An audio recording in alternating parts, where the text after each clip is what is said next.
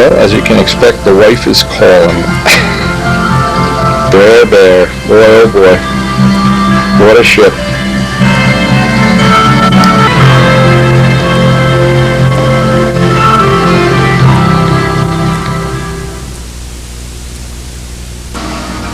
Now, when we ended the last video, we were trying to finish up this tail section, but we had a whole lot of other projects in the shop and a whole lot of work to get out. And we didn't finish up the tail section. You know, what I try to do is put everything on 2 tapes. It looks like it's going to be 2 1/4 tapes here. All these little hatches and edges and everything. You try to make it and try to squeeze it in, but I didn't want to be in the middle of doing that. And then, you know, it just ends randomly. I just never cared for that much. But so what we've done so far is we've built the body right in the mold. We've started to make the hatches, attached the wing. That was on the last 2 tapes. The wing is up here ready to go, of course. We have to finish the back section of that, and then there's a belly pan under here and a nose section and a piece. There's actually 1, 2, 3 more little units have to go on that body before that body is really, and a hatch for the nose wheel, so we can get in and change the nose wheel. And if we can get started on that today, as soon as I finish up my little production run of tune pipes and get them all in the oven, we're going to get back to working on this. Now, in today's mail, and Richard made a special effort of getting these up to me, for 2 reasons. We want to start fitting these up into the bomber, of course. These are the bomber motors. And the biggest reason was tomorrow is our the Circle Burners banquet, and I'd be able to show these off a little bit. But of course we have a match set. And these are special engines Richard's just started making. He's done some testing on them, and he's really high as a kite on how well they run. Now these are 2 special ones he made. These are 35s. If you notice the head, they have the special head, the gold anodized head that's been turned down. Even though it says 36 on the side, these are really 35s. Boy, these look like really nice motors. Now, the reason that they're so, I guess, usable for me is, number one, because they fit into the displacement limit, which some of the other motors don't. The other thing that's nice about them is the weight. These are lightweight motors. I don't know exactly what they weigh. We're sure going to find out in about 1 minute. But they're supposed to be 1.5 ounces lighter than the bar stock motors. And the bar stock motors that are in the B25, I could fake this. Get out of here, Chicky. Get this bird lately. Will you get out of here? Can I kill him? What's going to happen here is Richard's made new internals for these motors. And what we want to try to do is, and I mean, if this works out as well as we hope it will, we'll ultimately have these motors as a choice in the B25 also. So we're going to be trying to have the best of all worlds here very soon.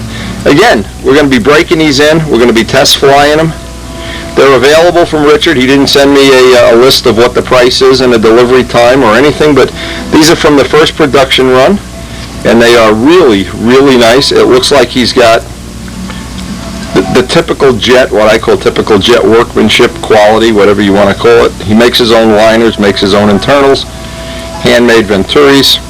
These are going to be the motors for the A26, and we're going to be testing them and showing them off very soon. So just thought you'd enjoy a little sneak preview of that action. That's what's coming up in the near future for us. In the meantime, we got a little bit of time here today. And I was thinking what would really be a great idea if I can get some more of these hatches finished. Again, I tried to do this in 2 tapes, and so many things going on here. You lose track of time. When they interviewed somebody at Ducati one time, and they said, how do you build a Ducati? The guy said, as if time didn't exist. Well, and I'm starting to think that all the projects I work on, they're pretty much the same. They're as if time didn't exist. Anyway, let's get the bomber up on the table and see if we work on those hatches. Try to see what these feel like. And boy, they are nice. Ooh, you know, you can just tell when a motor is just the fits, and that's what the jet motors are known for, is incredibly close tolerances. These are going to give us a choice. And when Richard and I talked about this little project, some of the choices I had never even thought of. In other words, one of the things, if this A26 comes out tail heavy, I can put the bar stock motors in the from the V25 to the A26, or I can order, if I want to, order 2 more of these. I have a lot of confidence in these. These are a purpose-built motor and built around that case. We will be really, really excited about showing these off tomorrow or today's Saturday, tomorrow. And we're going to get to see the sweeper tomorrow too. But in the meantime, let's work on a bomber. Now on the last tape, we had put in these 64th plywood edges. I have one dedicated bolt here, but here's what's going to happen. I'm going to trim this out and then sand this nice and flush. But this back here is still a little looser than I'd like it to be. So I'm going to have to engineer in some mechanism or another bolt, and actually a bolt at both ends will be good because it'll tie this all together. And this plane will have a giant rudder that'll even make this even more rigid. The reason I'm trying to keep this extremely rigid is this part of the body, there's no way in earth you could bend this. You could tow a car with that part of the body. So I may have over-engineered the body in some way too. It may be that in the future I can in some way lighten that up some. But in the meantime, trimming this off, it's easier if I take it apart. Trimming this off, getting this edge nice first so I can see that the edges are even before I set the bolt in place. One of the things that worked out well here was having this one bolt in.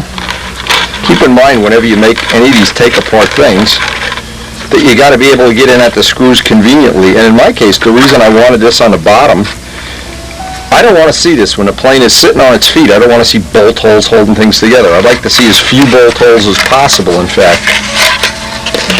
But anyway, that worked out pretty well. Now all we need to do is trim this off, figure out where we're going to put our blind mounting nut. And since we're using aluminum screws, aluminum washers, and the very, very lightweight nuts that Microfasteners sells for $4.40, so it works out. The extra screw is really not going to add much at all. What it's going to do is tie this whole unit together.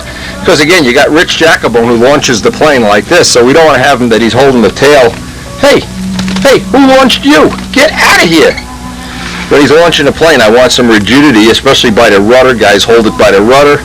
You never know with my friends. Lining up all these edges, lining them with 64th plywood is really, whether it's a cowling or whatever, it's a great way to do it. I take scissors, cut it to within, say, a 1/16 of an inch, and then just take a sanding block, get the last little bit off.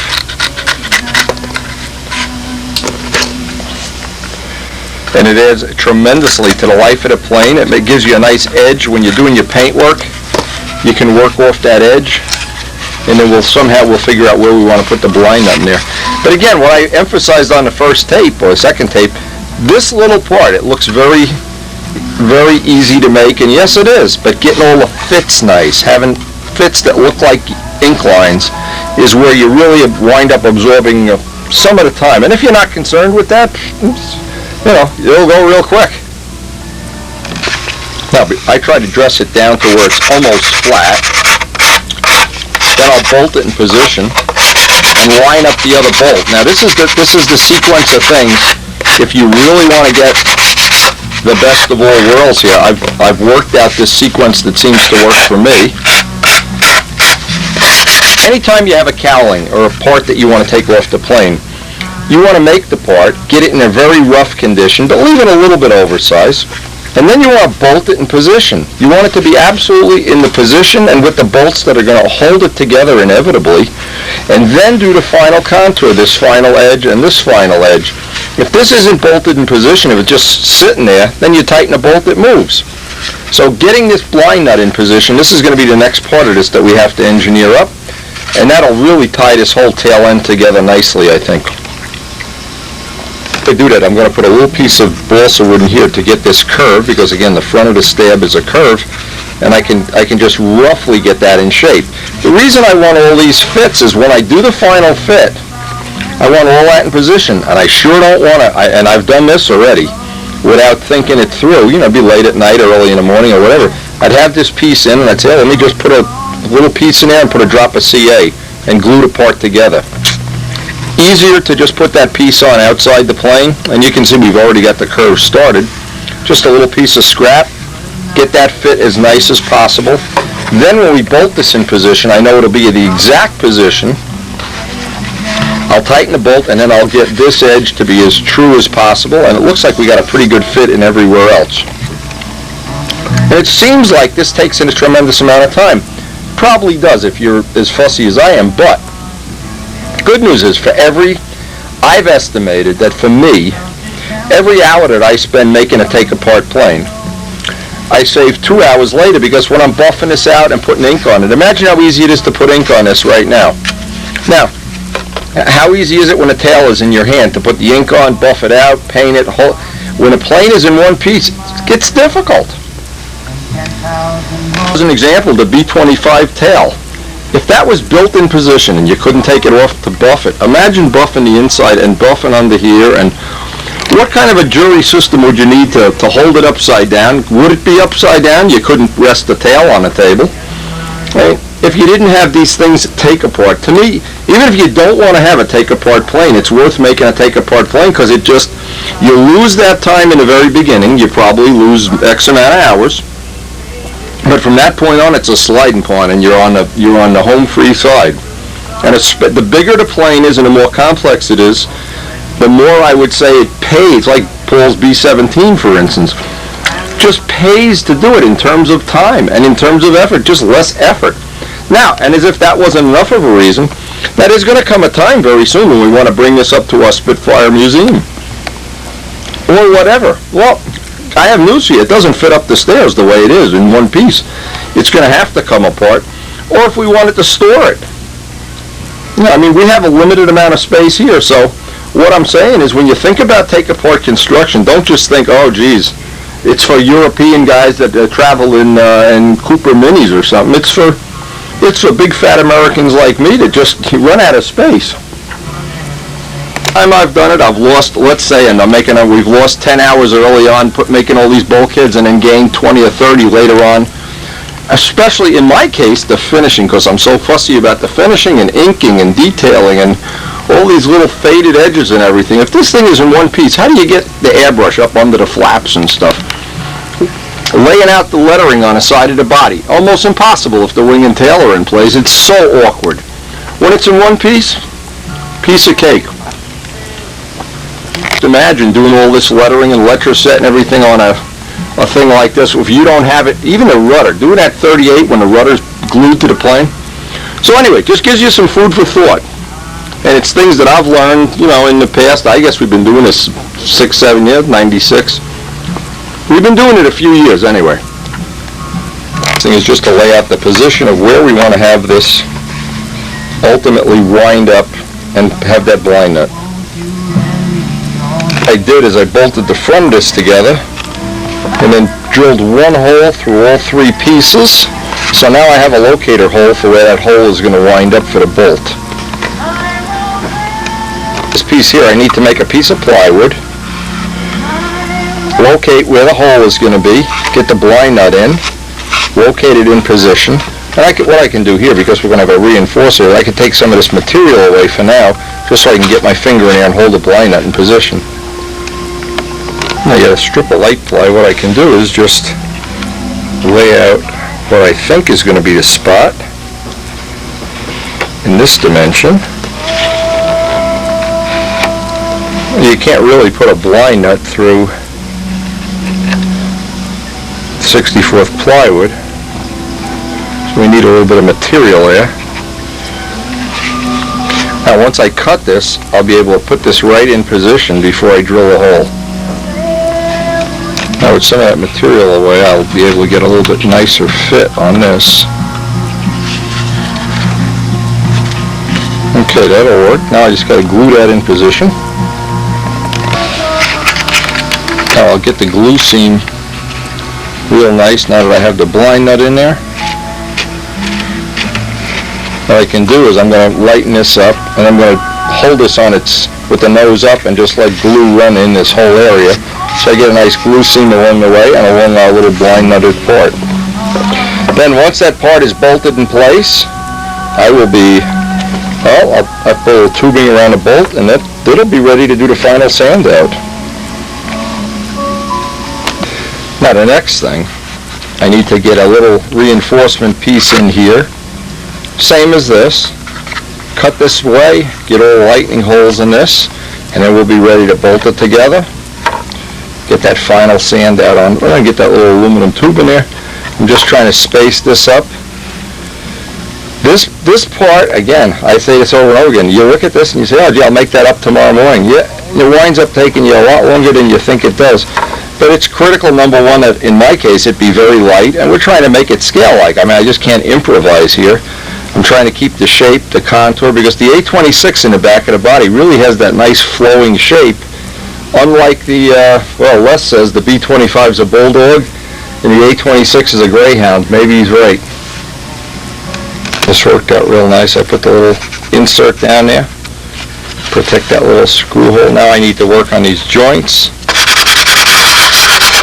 But you can see what's happened is this has really tied it together now. This is nice and solid. You can pick the whole plane up by the tail. And we've got a little bit of rigidity there, which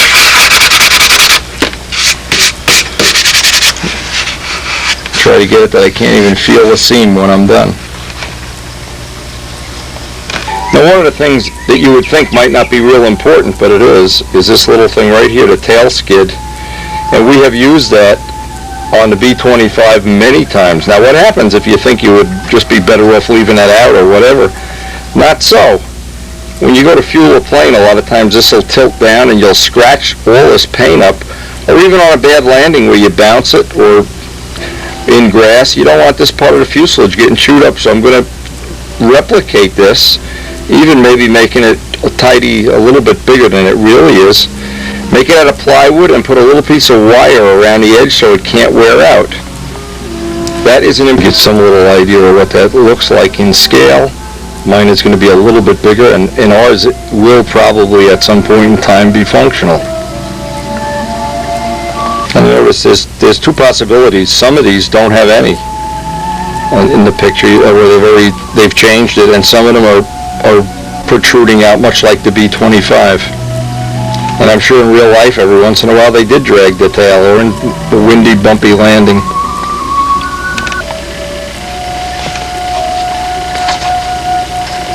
And you can see on the B25 it's even just a little bit bigger than it normally would be, and I'm going to just pretty much make a copy of what's on the B25, because I know in reality that's something we are going to use. It's not just going to be going along for the ride.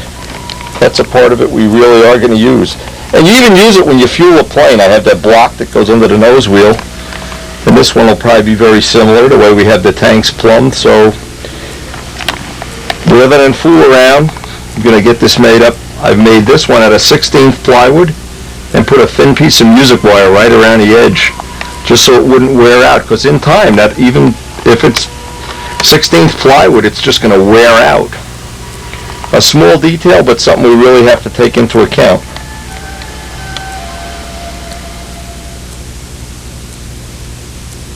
Now you see what I did? I made a little trough in the plywood. I decided to use light ply, in fact. Made a little trough with the parting wheel, put a little piece of music wire in there. Hopefully that'll have a good ability to wear. Let's hope we don't wear it out either. I'll coat the whole part with thick CA here just to seal that in place, and then we'll get it on an appropriate spot on the model. This will kind of give the finish a little pre-finish too. Now, poor Bill Rich, he broke his leg. Got a call the other day. Let me see some old videos, Wendy. It seems the older we get, the more prone we are to having these little mishaps, or having serious problems like Steve Busso. And you know what? The videos really do help you get through. I just got through that operation, and I was sick of watching my own videos the first day. One of the things, and I mentioned this already, but making up for Bill Rich is a copy of all the fly-offs that Bill is in. And as I'm making the copies of these tapes to help in Bill's recovery, one of the things that just blows me away is how much nostalgia is wrapped up in these old tapes. And here's the old Spitfire. I mean, geez, when Joe and I used to watch these tapes, we'd be in the shop working or whatever, and thinking about having this nostalgia year where we have the same shirts we wore And the same planes, the same motors, the same props. We even have the needle valve setting. But boy, these Spitfire years were good, and I just hope the Bomber years, they're going to even be better. So at some point in time, love having this old nostalgia footage. And I'm finding out that as I get older and older, I'm just liking this old nostalgia stuff more and more. I guess it's just that I'm getting old, really.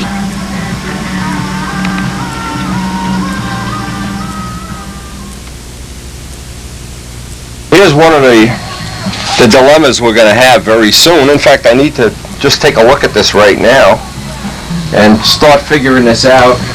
This is going to be one of the things that I anticipated. Let me just get all the screws here. I anticipated at some point in time I'm going to have to make a decision on how I want to do these, the little fillets on the side of the elevators. And one of the things that's going to be, well, it's going to be difficult to do, I think. We're going to have to figure it out very, very carefully. Once I get this all bolted together, I got to decide how I'm going to get this fillet made, if any, and how I'm going to deal with the fact that the joint is probably going to be right in the middle of the fillet. It's going to be something I need to think about. So I may as well, before I do anything else, snap this together and start looking at what are the choices I have, or the last choice of all, just leave the fillets off. But I really would like to get some kind of a little fillet in there, if I can. This is what I have, is I have the choice of having no fillet at all, which, well, I really don't like to have that. I really would like to have something like a fillet in there if possible, but in this case, this matches the wing fillet. So we have a wing and a tail that match. Well, I don't know. And I don't know if we're going to even be able to get a wing fillet on this plane. So again, we have choices within choices, but I have to figure out what those choices are. Look at this. What are you doing on that plane? You're not supposed to be on Miss Ashley. Bird. I like the Typhoon a lot better, where I have kind of a faked in, fudged in type of fillet here. Not sure exactly how I want to, it's hollow on the bottom to make room for the Ravy rudder. But again, I have that choice. These are all the different choices you have when doing this. And again, this is one of those little jobs that looks like it's going to take a half an hour and winds up probably taking the better part of a day. And the B25 fillet, which probably is similar to what we're going to wind up with, where it actually doesn't touch the front part. It's attached to the little piece that comes off. Since we don't have that choice on this plane, we're going to have to improvise. So this, at the end of this, we're going to wind up with, this is probably going to take a lot of give and take and a lot of back and forth before I decide how I want to do this. The reality is, all these little fillets around the nacelles and around the fuselage, these, they look, the first time you look at them, you just think, oh, a little piece of balsa, carve them up. These, I remember around the nacelles, because there's so many complex angles, this really was labor intensive. This really took a lot of time. So I'm going to try to dedicate a block of time here just to figure out exactly what I want to do, because the doing of it is only part of it. Figuring out what I want to do and how I want to do it is really the bigger of the two jobs here. What happens is, because you have lucky boxes to deal with here, we really don't have the all of the choices. We really have to make a decision right now before I move on as to how we want to do this.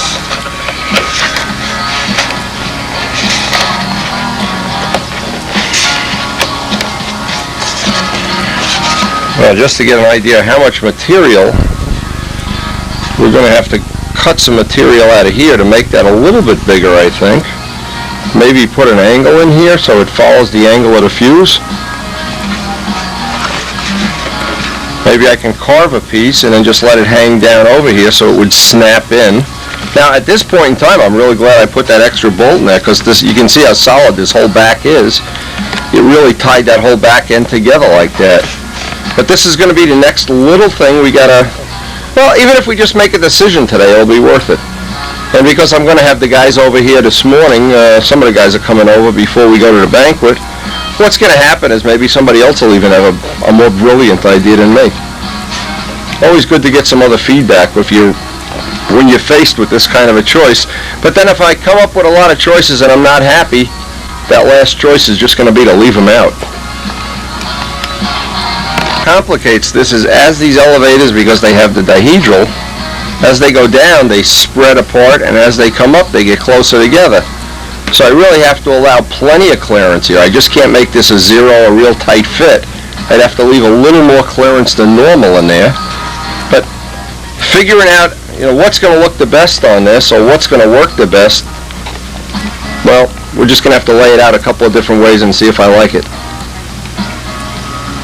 I let this stick out over the edge of the table, put some towels here to hold it since I'm working alone, and I made up a little pattern just to get an idea of how much clearance I need when I get the throws. See, I want to connect that, so I'm going to have to take some material off the elevator, but up at the top throw it's still going to be, it's actually only at the top that I have to deal with this clearance thing. Well, the first step is going to be to take some material off of this edge, so I have a little more material to work with up here. Idea how much material I'll be able to remove here. I don't want to take any more than I have to off.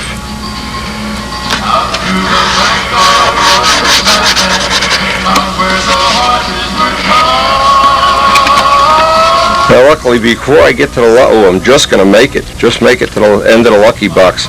I can grind this off. That'll give me enough material to make some kind of a butt joint up here. Again, these are the little things that just make you crazy. Even the fillets on a normal plane can take a lot longer than you think they do.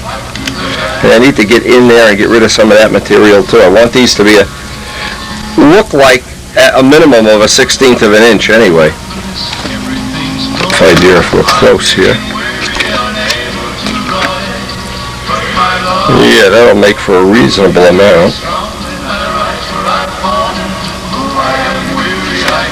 Now what I'm going to do is block sand this nice and flat and put on an edge of 64th plywood, which will give me a nice edge there, I hope.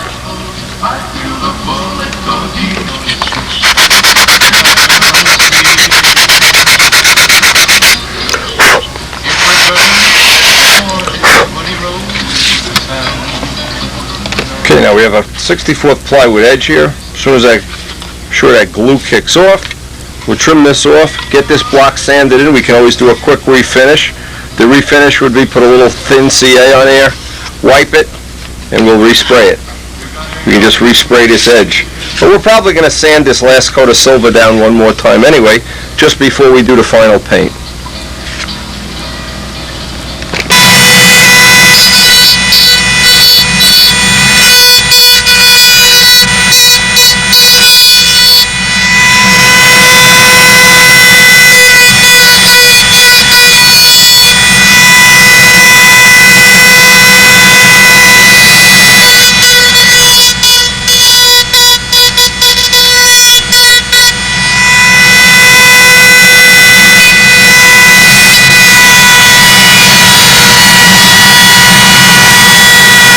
Now the rest of this we can take off with a sanding block.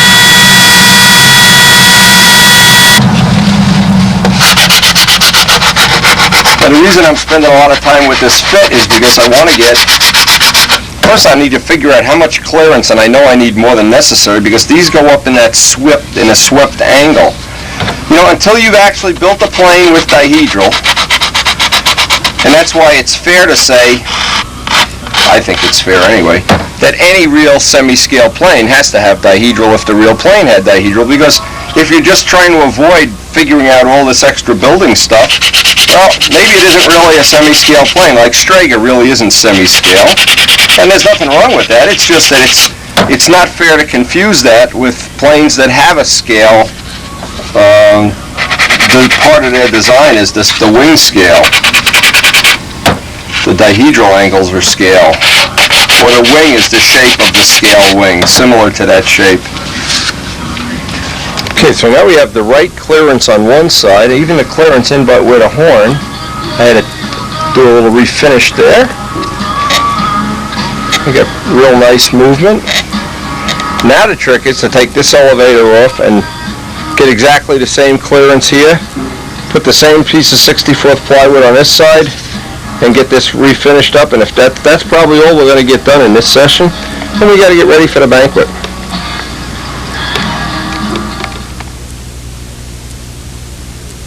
Let's see, he's got the sweeper in here. Boy, you guys clean up nicely for a party. Oh, we got road jets, we got mag jets, we got sweepers. Oh, look at this. Cow. Holy cow. Let me quick pop. Holy caramba. Ay, caramba! Ah, caramba. The only thing Look at this. Look at this. What a life.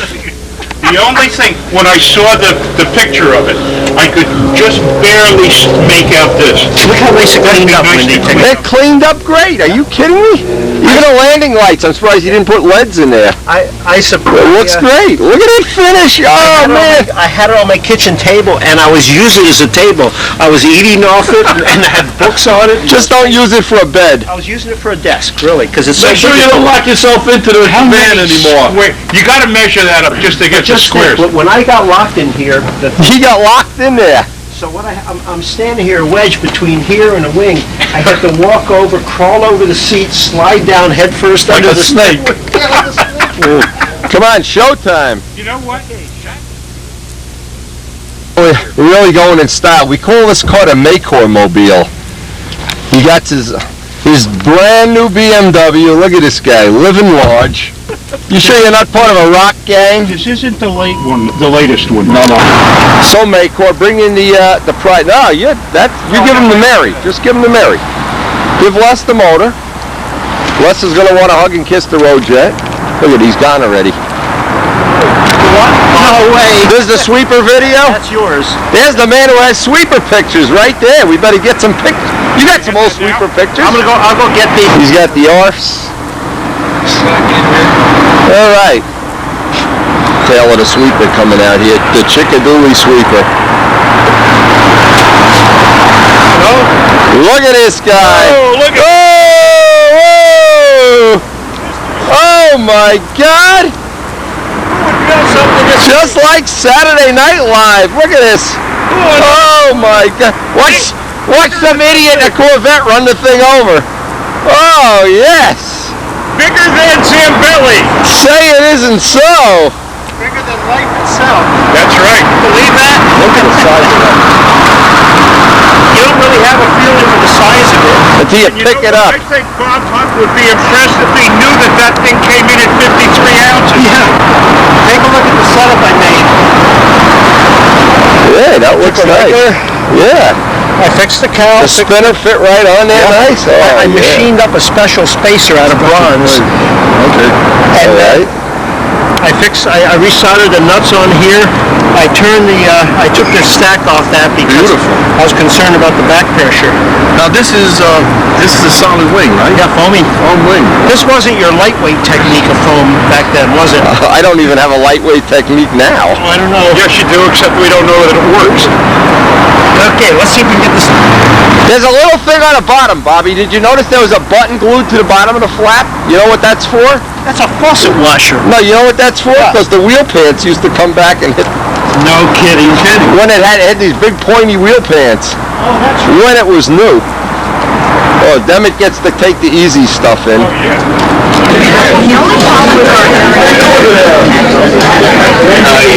Come on. Mary Knight's gonna kill us.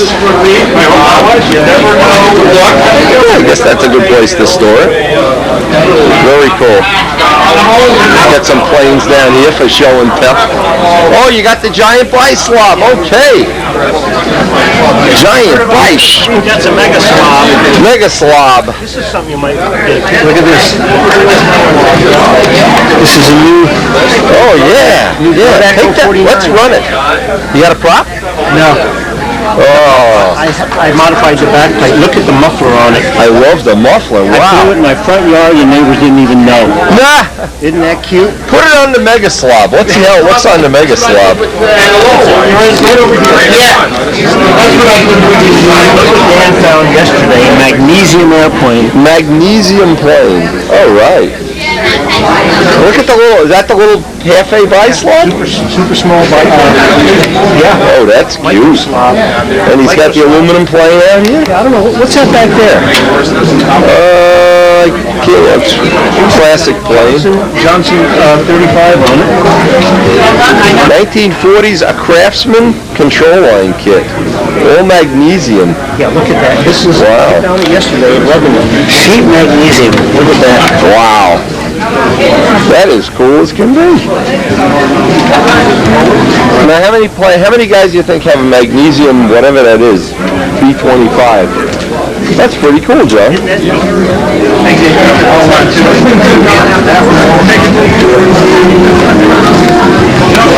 Now, how many square inches is the mega slob? Lots. Just big, huh? No idea. You figure that's got to be, what, 14 by... I can't even figure the dimensions. It's more than a foot, right? I'd say it's probably, what, 18 inches?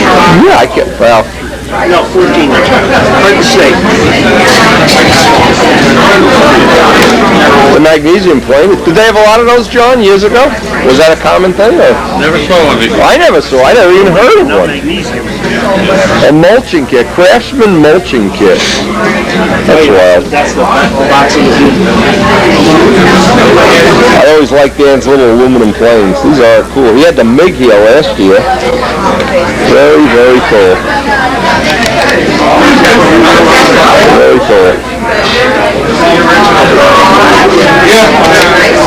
Wolf Brandell electric job going on here. This is a huge buy slab, isn't it? It's a mega slob. Yeah. Look at the electric, Rich. Remember I Sergio, the one Sergio had? Yeah, wow. Beautiful. This is a twin engine plane. I guess you don't know that until you look at it. See, look at it close to twin. Two engines are turning one gear and one prop. Okay. Okay, beautiful. Very cute. Yeah, very cool. No, that's magnesium. The whole plane is magnesium. John Misk never even saw one of those, so I mean, if he didn't see it, what chances there that I see Now, it? whose big buy slob is this? This has to be Banjock's. It's gotta be, is right. What? We don't even have to, it's got to be Banjock's. Out of control, it's Banjock's. Look at the size of this. Oh, yeah. Hey, Falco, where's the electric? It's at home. Stowed away. That's funny. They ask, who does the mega slob belong to? I mean, we don't even need a little introduction here. Hey, Bob. Big women in the mix. 767. We do reserve the right to open this and see what you want, okay? 2. Wait a minute. They're going to put Las Vegas right out of business. I think. Look at these bozos with all these tickets. What are you doing with my motor, Rich? It's binding up. What are you doing with my motor? It's binding. You're binding. I can see this has been made in China. You're binding. Got a problem. I thought it was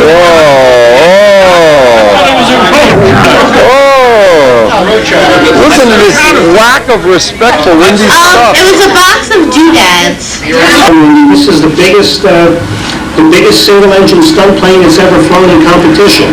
Biggest plane, period. And he placed what at the Nationals? The 17th. Okay, so this Out of 15. aircraft finished in the top 20. It's been languishing in somebody's basement for around 20 years, I believe. And we retrieved it a few weeks ago. I brought it to my house and I had to make some parts for it, and we cleaned it up.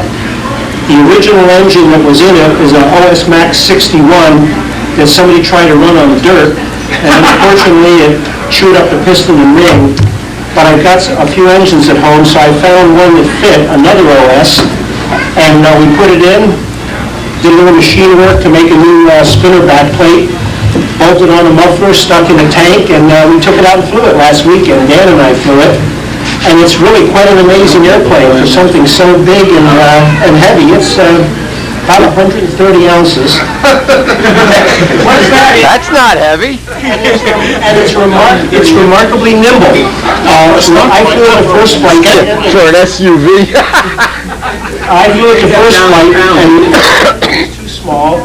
So Dan tried it with a slightly larger handle, and it's got something. We're going to bring it out to Burdax. We're going to fly it whenever we can. And it's really a credit to Whitney. The plane is quite old, obviously, but it's a So am I. What a coincidence. It's not that old. Nothing is that old. Not since he is that old. To bring it out to Brodax, I'm gonna probably get a trailer or something to put it in, because if I bring this out, I can't bring anything. You can't bring your girlfriend, that's for sure. And the wing is foam, all the rest of the flying surface. Yeah, everything's foam. Yeah. What's the finish on it, Lynn? Is it- Imran, yeah. That's why it's so rugged. Wendy, what's that scoop for? What's the scoop? The scoop, when you want an ice cream cone at a parlor and they don't have one, you just take the sweeper out. This scoop is just decorative, right? Yeah, it's just decorative, yeah. And then this on the side is a receptacle to connect the muffler. There was a tube went through the body. Tube that goes all the way back so it exits out the tail like a jet. We don't have that hooked up right now, but if we had a connector tube between here and here, the exhaust would come out the back. It blows bubbles when it goes in the water. And as I say, we just cleaned it up, you know, we did a pretty severe pull test on it. And With a made car. a new set of lines. I want to make sure it was safe. I didn't want to see this go free flight. And we had a couple nice fun flights with it. We were going to take it over the field and fly it today, but it's a little bit windy and it was too miserable too. Yeah, save it for Brodax. I have 021 lines on it, but Wendy says go ahead and use the 018s. So I'll make up a set of, 68-foot 018s for it. And the next, Yeah, make sure they're legal. The length is legal. Don't make them too long. well, I'm not going to compete with it anyhow, so Yeah, but the fences, you know. I don't want to hit anything. I don't want to do any damage to a fence with it. But it really is a remarkable plane. I'm really pleased, how well it cleaned up. And there's, a little bit of what we call hanger rash on it, a couple of the dings and dents, but it's all here, and the neat thing is pretty soon you're going to see a second one. The original sweeper, which is an I-beam version, we're going to get to restore that soon, and that will actually be eligible to compete in classic stunt. I've got an engine for it, and it doesn't have an engine, so we hope to get that one back together and make it into a take-apart, because this just barely fits in my... Say that slower when you say it. What's that? Make it a take-apart. It will have to be a take-apart. We don't have a choice, otherwise it doesn't fit my van. That's it. A remarkable job by Wendy. Hooray for Wendy.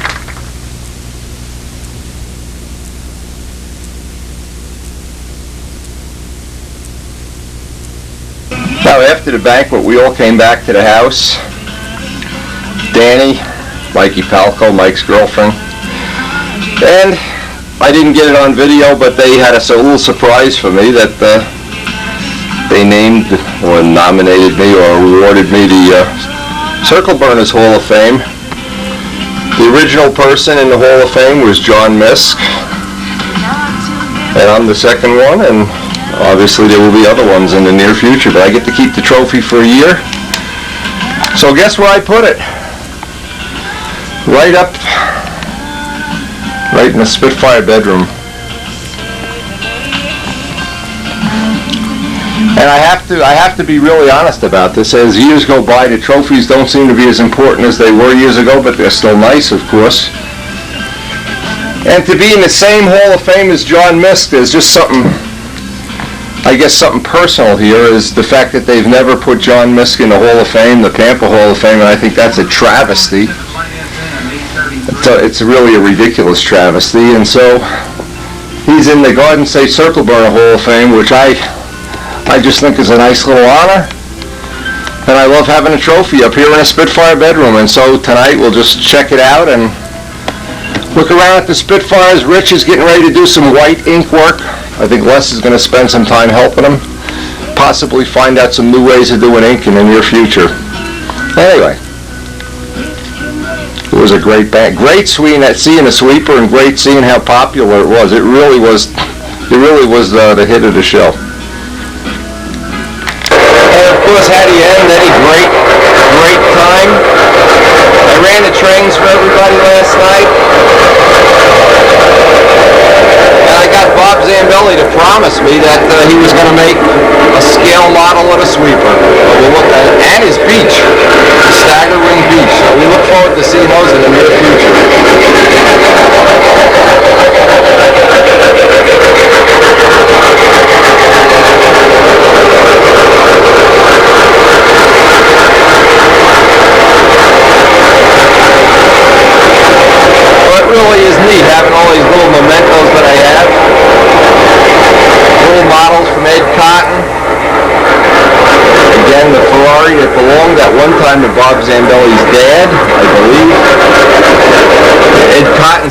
Township, which if you're hearing it, I passed this around while we had the little show and tell. Everybody was impressed, and I have the photo of the real model. And of course, George Aldrich and Bob Gialdini and Elliot Scott and all the people just hanging out at the train layout. Dubjet speed models.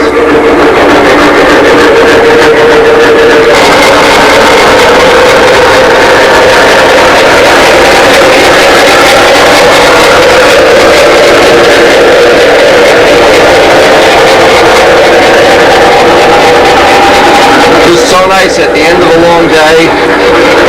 Seems like everybody that's a modeler always has some appreciation of the model railroad.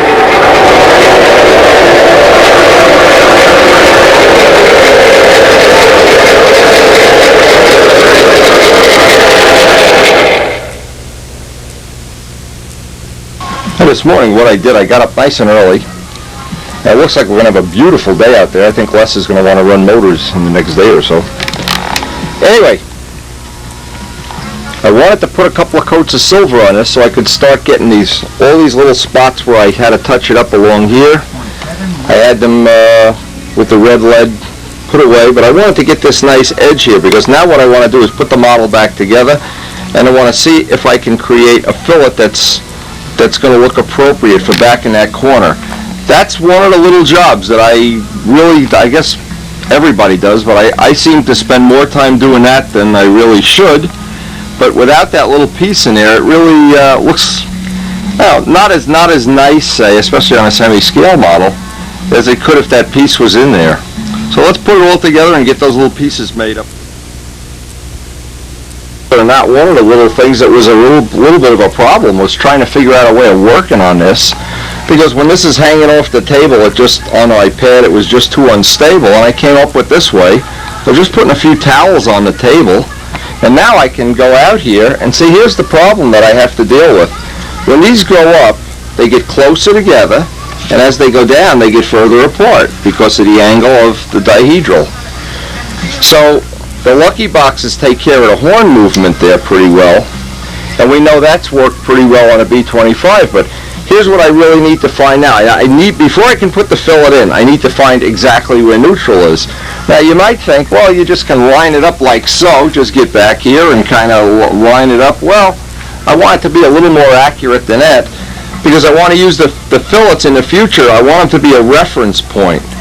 Now what I had in the past is I had pieces of balsa wood cut that had a half-inch notch in them, if I remember right. The only problem is I can't find them. As can happen when you get to be 58 years old. So I'm going to have to make up, before I do anything, I got to make up something that'll hold these surfaces in what I hope is going to be dead neutral, because if they're off a little bit, it's just going to complicate the whole trimming and alignment process. And I have a little bit of a tricky way I want to set up the push rod, which I'm going to try for the first time. Les has these real ultralight arrow shafts, but I think I have a way I can even make them better than the way they tell you to do it. More on that, but right now, and we could use that on any plane, by the way, right now I need to establish dead neutral on this so I know it's exactly neutral. If you have a fillet and it just looks terrible, if this fillet is in neutral and this one's a little off, it always looks like something's just a little bit off.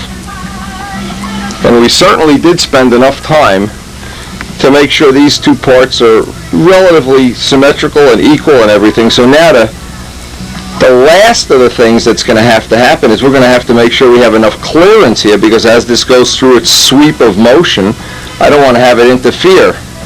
And that's why I'm even more happy now that I put that second bolt in, because if this piece got a little bit loose, it might lock the elevators in and cause some kind of a catastrophic problem. Now with any flat tail, it's always good to have a little jig or a fixture similar to this, and you can see what that does.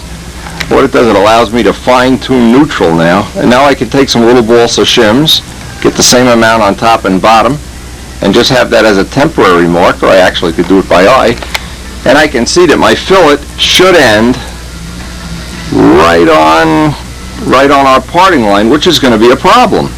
If it was up here, it would come off, or down here I could leave it on this piece, because it's in the middle. So what I'm going to try to do is carved a piece so it fits on here, gets attached to here, but the bottom isn't glued on, so there'll be a little step in the bottom where that can kind of unplug. And that's going to be a relatively complicated carving job, but the result will be that you won't see, you shouldn't see anyway, this parting line. And again, it'll add a little stiffness and rigidity to this, as if you needed any more stiffness. And then when we make the rudder will be the final amount that should make that back end just as solid as a rock that you can put a trailer hitch on it. So next thing, I'm going to find a little balsa blocks and start carving these up and just get some idea of how that's going to lay out.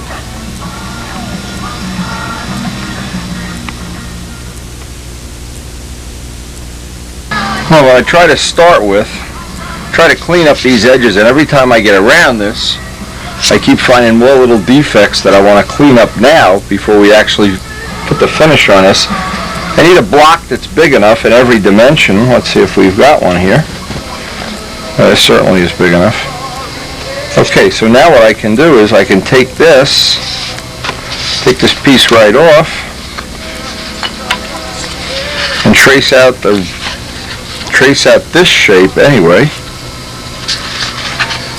You also need to account for how much of it is going to fit up under the horn, and I can eyeball that up first. Get a little look at just putting that notch in there. And now what's tricky about this part is going to have a curve on one side. Not only have a curve, but it's going to want to, how should you say this? It's got a curve going this way and a curve going this way, so probably be quite a bit of time before we get this carved. But always start with something oversized, and once I carve that notch I can get that shape on, so I can start to whittle it down relatively quickly. Now you have this little notch you're still going to have to deal with. The curve, so it'll take some off. And by cutting that piece off, I've just roughed it off, just taking all the material I know is going to have to be off of here. This can still be thinned, it's still a little bit too thick. I made this oversized at the back. Now I can see it's still oversized in almost every dimension. I was hoping I could do this, but see if I have a blade. If I can do this, this will make it a little bit quicker.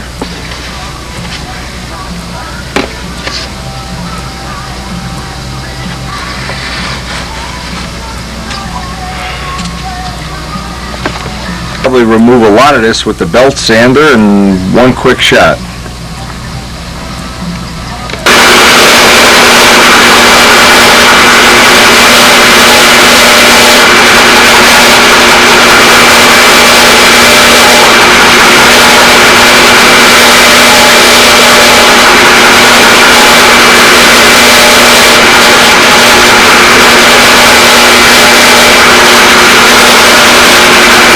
What I'll do, I'll leave just a little bit extra on because I know for sure what's going to happen is I'm going to have to account for that clearance, and I'm going to have to account for the curve, both curves of the fuselage.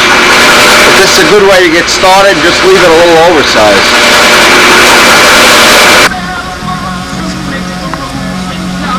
You see it's still oversized, but I can look down and see the line.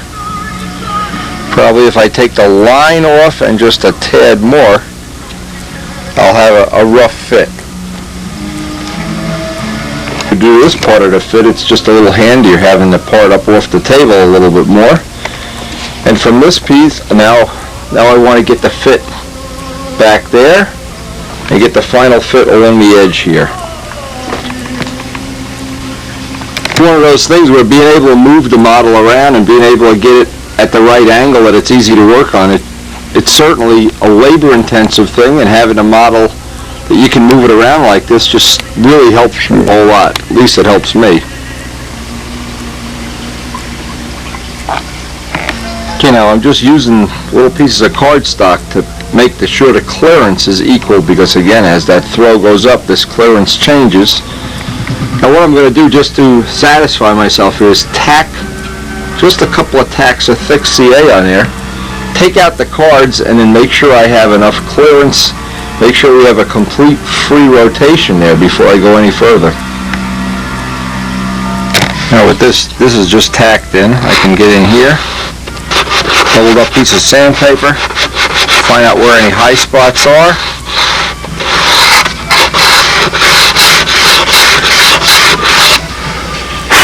Make sure I have plenty of clearance, and that looks like that's going to work fine. Now the only thing left, and it's the part I hate, doing the other side. Get the other side equal to this, and we can move on to the next step.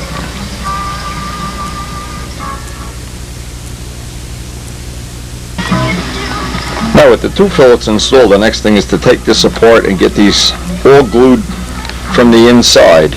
And I want to make sure that when I take this apart, let's see from this view, this actually confines us, that it's easy to get it in and out. I don't have to trim anything away here. Put the screws out, this kind of comes right off and locks right in. Actually, that little lip worked out pretty reasonable. It actually holds it in position, so we certainly can live with that.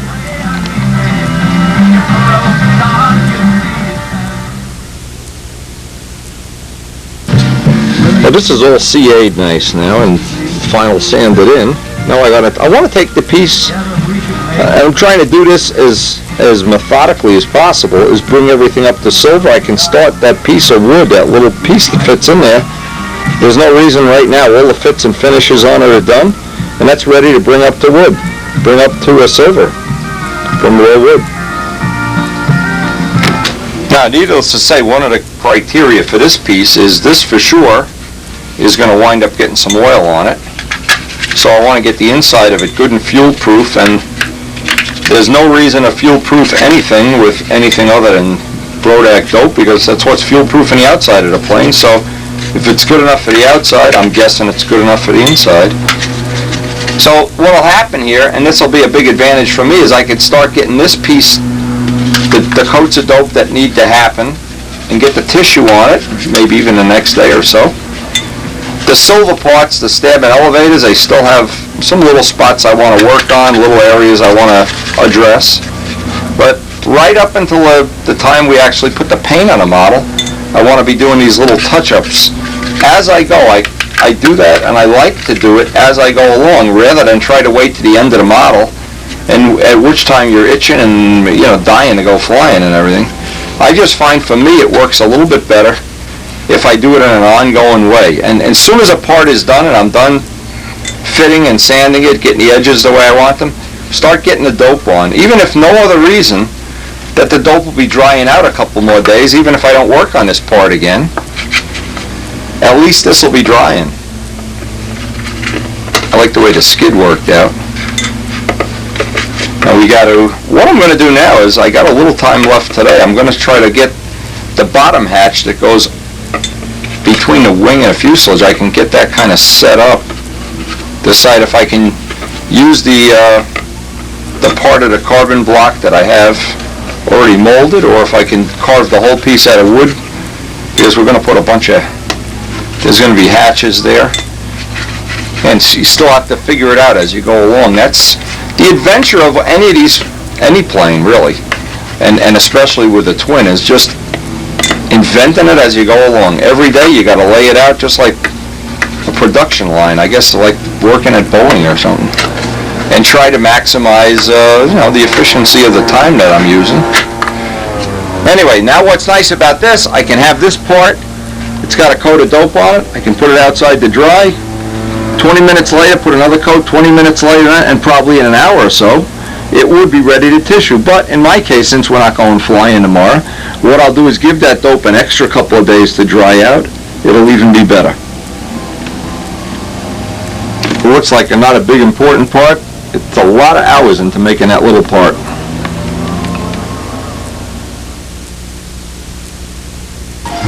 Now today what I want to do, I want to just do a little test fit.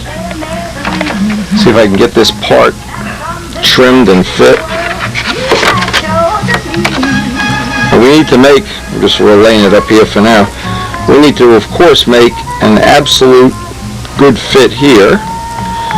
And then we're going to cut the front. That's going to be a whole separate piece, I believe right now we're going to glue that on.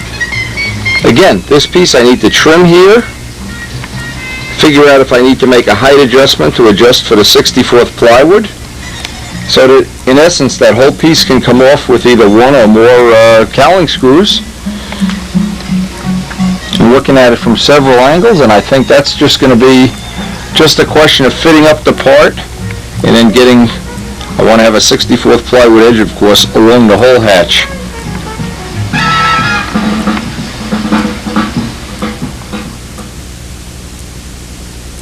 What I've done is tape this piece in position just temporarily. What I want to do, you can see this edge here, because we just cut this and trimmed it, it's already been trimmed. I need to make a nice butt joint here. Now a good way to do that is to just have this taped in place. Let me show this. One of the really nice little tricks that I've learned over the years you can do. Just take a thin piece of 1/8 inch tape, and you can kind of lay the original seam out. Let's just see if we can get this close. Now it's going to go right off the tape here very soon, but that's okay. Because what we want is the second piece of tape. Chicky, who are you talking to?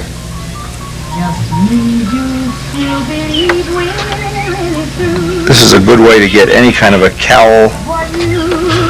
If you're looking at replicate an edge without a lot of fuss anyway, or relatively accurately.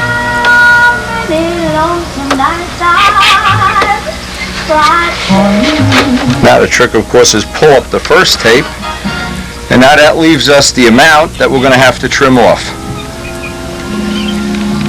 Now, of course, what's going to happen as we do that, we're going to lose some length.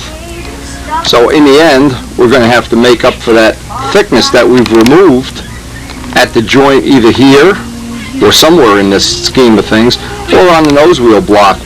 One of these blocks is going to have to get adjusted by the thickness of the amount of material we've lost.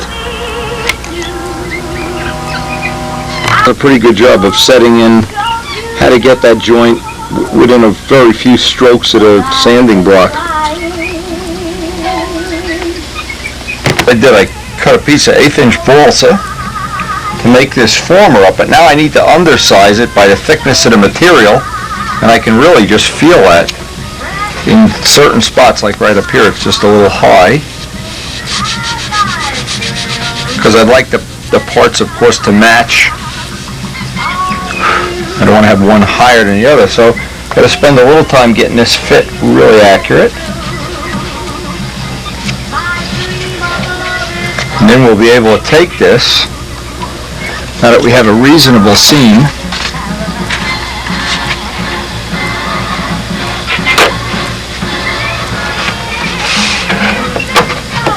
and tack glue it in and make sure we have a pretty accurate fit. This piece fit. Now I have this pinned in place. Now what I'm going to do is just take the shell itself and just put a couple of drops of thick CA around the edge. Just a few, because I don't want to glue this in place. The old bugaboo we always have to worry about, gluing it in place. And I'll give you a minute or so to set that in position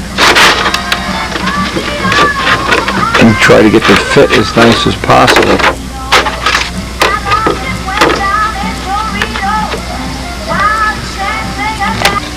Now just pull that piece out. Now I have this tack glued in place.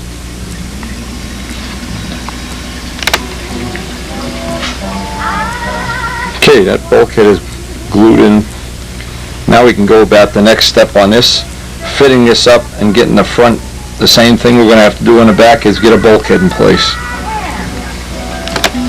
Now with our bottom piece taped on, that bulkhead fit relatively nice.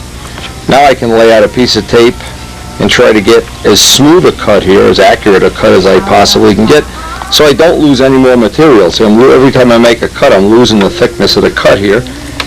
And even though that's not going to present an insurmountable problem, I just wouldn't want to cut it like that and then have to even it off. The thing would be to try to get as thin a cut as possible and as accurate a cut on the first shot as possible. That piece of tape should lay me out a relatively straight line.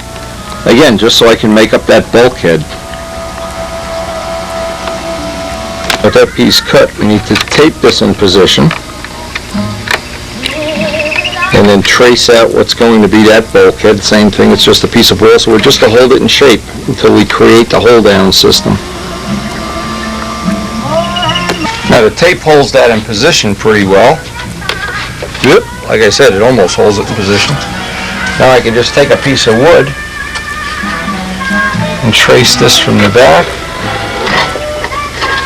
Then of course I have to undersize it. I have to undersize it the thickness of the carbon. And that'll be our pattern. We'll make the bulkhead from that. Now the next step is I wanted to put a 64th plywood edge along both sides. I got to do the other one yet. And then I can start fitting the final fits around the edge of the hatch. Now with the two pieces on, the next step is to just roughly trim this on each edge, leaving the inside oversized the way it is. I just want to trim the edge, and then I can get a final fit on how that's going to fit right on the wing saddle there. Again, this is going to give us a nice, hopefully give us a nice hard edge, leave a nice definition of where the edge is going to be. This should look like an incline after it's finished.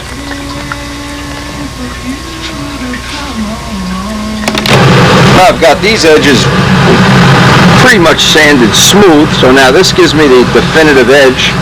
When I go to sand those fuselage sides in, I need to get an edge there also. But another trick, I'm going to lay some tape in here to even these out. I only need about 1/4 of an inch, maybe not even 1/4 of an inch. But also, once an edge is totally sanded like this, there's always a little carbon fiber dust on there, and you can do this. You just run a really thin bead right down the edge. What it does, it turns the edge of that 64th plywood into extremely hard, extremely resistant to getting dinged, I guess is the right word.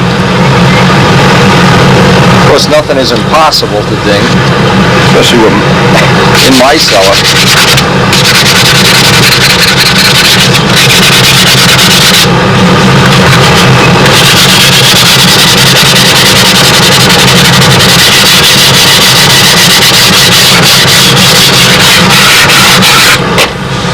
And that gives a real nice edge. Now I want to lay the tape out here and just grind off the material that's extra. I don't need to be fancy about that, and you couldn't really cut a 1/4 inch piece because, yeah, you'd never get it just right. It's easier to put a big piece on and then trim it. Because it's 64th plywood, it trims up real nice and easy. And this gives us a nice hatch. One of the things we're going to need. Be able to get in and get all the bolts that hold the wing and tail open, attached, open I should say. It also would allow us some other features that we might want to someday make a replacement part for this with the bomb bay doors open and a big bomb inside or something. And then we, well, use your imagination, there's other things we could do there. But this will just get us, that we can get the plane finished and start getting some coats of finish on that fuselage. What I have the tape laid out just to act as a guide, a rough guide anyway.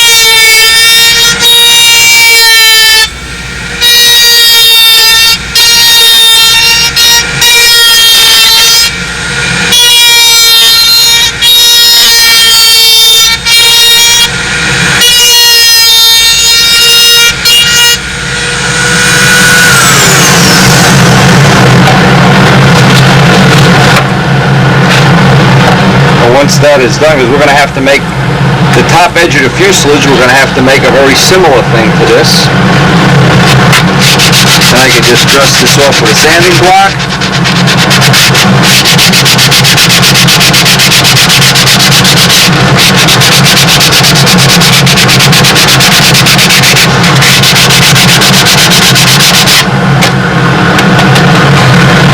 when the next one is done, let's hope we have some relatively nice workmanlike edges. So when this is in place, it'll look just like an incline down the side. Now what I did, I laid out another piece of tape. What this tape does, it gives me the place, so you can see the angle, where I'm going to put the mount for this hatch. So what I'm going to do is make a piece of light ply that crosses here, and a piece that goes in the fuselage, and then drill all of them at once, of course, with the hatch taped in place. And that should give me a nice convenient spot, and I want it to be in this spot right here, because this is where we're going to pull test the fuselage, so why not put a little reinforcement right here just in case your hand is not exactly in position. So we'll kind of use this, try to tie that in to be our mount. This will give us the spot at which we need to put the little light ply piece. And then once they're taped in position and everything is nice and straight, with one drill, we'll drill all three of the holes in all three of the parts at once and hopefully get some real accuracy there. Now after laying this out, I realized I could save one former. I wouldn't have to put a former in here. I can use the cowl mount as the former. That makes this a lot more rigid, so it isn't a critical thing where the bolt is, or just if we had a choice and we were going to put a former there, well, it's a better choice since we already have a reinforcement here. Just use that as the former, and then we'll transpose that now into its new location. So we'll be all set to drill. The same thing, we want to drill all three of those holes at the same time. Okay, that worked out well. We get the holes drilled for everything. We can take this piece off now, set the blind nut in, make a little aluminum tube here to protect this hole as we've done in the back, and we pretty much will have that piece ready to hold down. Then I'll see if I need a pin in the back, do I need another bolt. A hatch that big, well, we may want to make it a little more rigid. Once I have it all together and ready to sand in, then I'll know just how much I'm going to add to that in terms of another hole down or another screw or maybe a screw up here. I want to see how strong that is once I get it in place.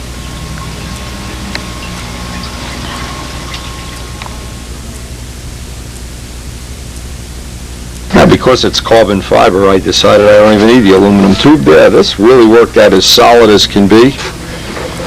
That's going to work out just fine, and that's probably all we're going to get done in this session.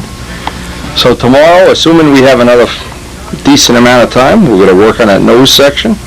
But this part from here back now, just going to need a light sanding, and that'll be ready to go. We can get a couple more coats of dope on that later today, and that'll be ready for tissue tomorrow.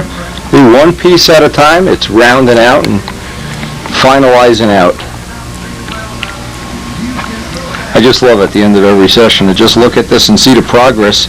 Every day it's kind of exciting for me. Every day there's more progress and more, well, it just starts looking like that A26 that I envisioned in the beginning of this program with Mike Costello.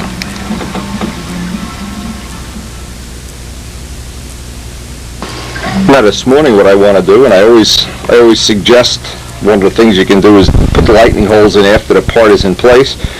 I put these little tabs, I don't know if you can see these little pieces of plywood, and what they do, I cut the little lightning holes, what they ultimately do is they kind of lock it in from moving side to side. We're going to see if that's going to be good enough. We haven't final sanded that in yet. But once I attach the bolt, and I can see if this is solid enough. If not, I can put a pin in the back, or the worst scenario, I'll put another hole down back there. That would be the worst thing that would happen. But I want to get that piece finished. I still have some lightning holes I can put up here. Lightning holes in here. So what I'm doing, I'm trying to work my way from the back of the model forward and then finish up with this section, and I have to figure out how I'm going to be able to get the nose wheel in and out, whether it's with a hatch or a scale, like a hole where the landing gear would go down. I've saved that for last because I wanted to think about it. That's what I was trying to do, is come up with the answer and try to think about how I wanted to do it. But anyway, that's the project of the day. We'll get the coffee brewing, get the bird fed, and start grinding away at this. Now I spend more time maybe than most people to do the little details, like cutting the lightning holes, and it seems like maybe it only saves a gram here, a gram there, just a little bit. But in the end, there's probably 50 or 100 of these little places where we can lighten a part up, as long as we don't get too carried away here. And I always try to make them as neat and workmanlike as possible, even though you're not going to see this. And it's for my own, just the fact that I like it that way.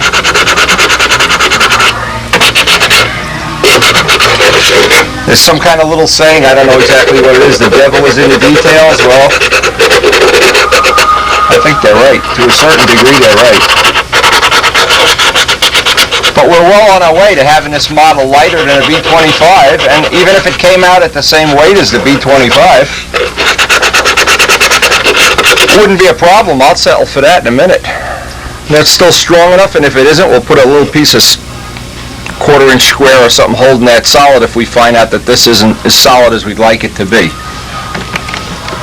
There's some kind of a famous poem, and I don't know the poem, but the punchline of the poem is, each unseen and hidden part for the gods see everywhere. And I always have thought of that when I'm doing my modeling thing, because I would like to think that even the inside of the model, even where you don't normally see it, or let's hope we're not going to see it that often, but even this would have a level of workmanship on it and quality.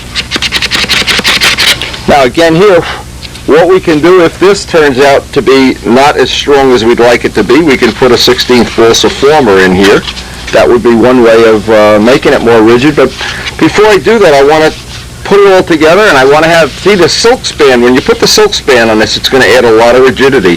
So I don't want to make it so strong now, unnecessarily strong. I want to have it just strong enough, if possible. And that's where the engineering part of this and the design comes in, and I guess having a B-25 and having a reference point, a ground zero, not a ground zero, a place that we can reference to where we know is going to be okay. For things, whenever you have light ply or even plywood, what I try to do is, wherever there's an edge, let me just see if I can get this up close, I take thin CA and just seal the edge. Now, it not only makes it a lot stronger, but it also makes it that if we do happen to get fuel or oil or whatever in here, what's going to happen, we're not going to wind up with the wood delaminating. And I can do this even to the balsa parts. It just, if some oil happens to get in there, some fuel or whatever, and you never know what, can do the same thing up here to these holes, and then I can sand them smooth. Now this should add a little bit of strength. Look at that CA kicking off, baby. Woo! Smoke. Smoke and fire. Little details, a lot of little, and especially on this model, even more than the B-25, a lot of detail work. I'm putting a lot of extra hours into detailing things and making things even just a little bit lighter. Hey, Chicky, who are you singing to? You know, if I go over there with the camera and try to record him singing, he's got a spot behind the television where he thinks he's making a nest and he's going to have a family. Chicky, it takes two to tango, Chicky, and I'm not number two. Not even 1.5 here. Little details. This is one of the things I enjoy about modeling, is doing all the extra little details that a lot of people that otherwise would do them just say, nobody will see that. Sure they will. The gods see everywhere.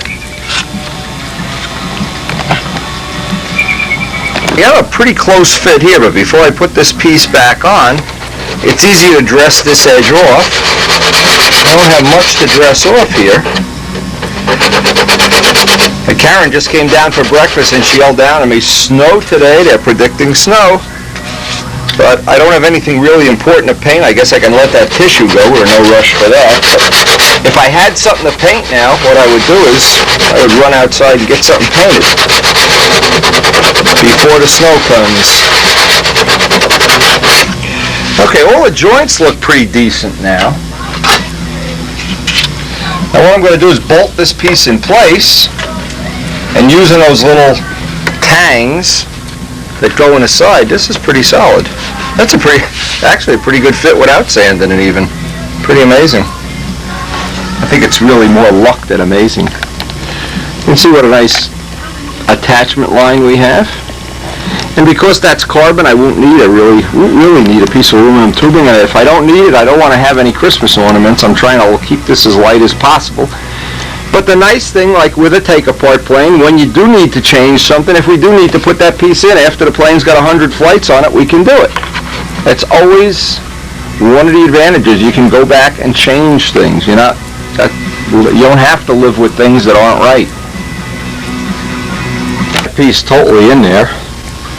And I can move the whole plane by that, so I don't think it has to be any tighter than that.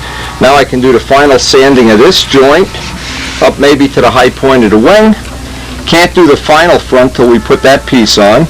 But then what I want to do, I want to get this joint in, and then I want to do, and it's an important thing that I want to figure out exactly how I want to do it. I want to get the top edge perfectly even with the wing, because there won't be an air epoxy fillet there. There'll just be a 90-degree edge. And I want to see if I'm going to be able to get that in as well, as accurately as I did with the B25.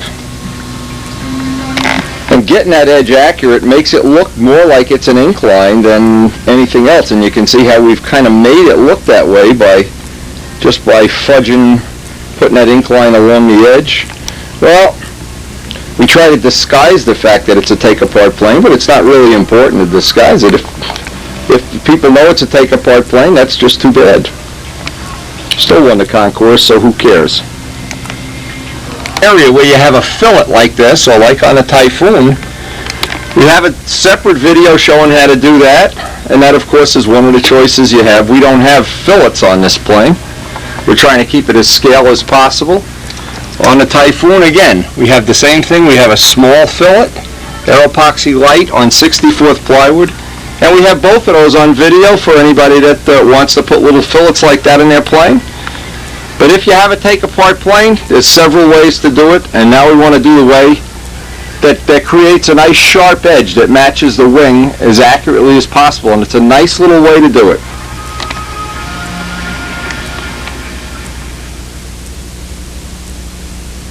After sanding that back out, one of the things I noticed, the back is nice and solid because of those little tangs that we have, but up here we're a little loose. So before we go on to doing the next step, it's just as easy to put those little tangs in there. Now what I do, I lay the tangs in there on the inside, so they're just a little bit thinner than the fuselage, and I just put one little piece of 64th plywood at a time until it shims it exactly where I want it. If it's too far to this side, I put the 64th plywood in the other side, pulls it over. But once I have this nice and solid, and this really gives me a lot of choices. That's a nice little way to do it.